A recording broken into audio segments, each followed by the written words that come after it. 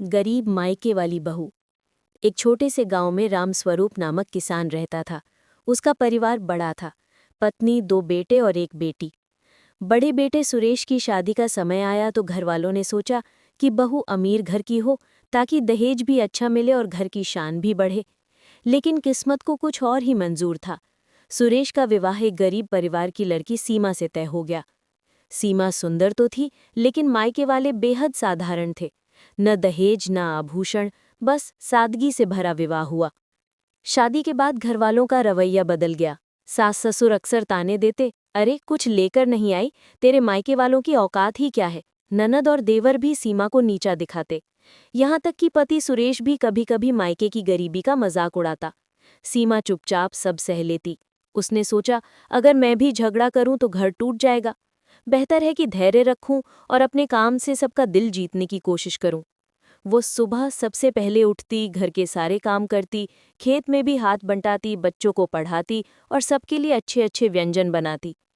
धीरे धीरे उसके व्यवहार से आस पड़ोस में उसकी बहुत इज्जत होने लगी। लोग कहते, रामस्वरूप की बहू भले ही गरीब घर से आई है, लेकिन सोने के दिल की है। समय बीतता गया। एक दिन परिवार पर बड़ा संकट आ गया। बारिश न होने से खेती चौपट हो गई। घर में खाने तक का संकट खड़ा हो गया। सब लोग घबराए हुए थे।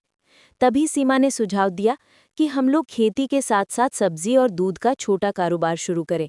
मैं घर की औरतों के साथ मेहनत करूंगी। शुरू में किसी ने उसकी बात को गंभीरता से नहीं लिया, लेकिन हालात मजबूर करने लगे। फिर पूरे परिवार ने सीमा के विचार पर काम शुरू किया।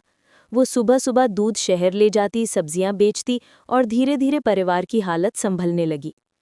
कुछ ही सालों में परिवार फिर से संपन्न हो गया।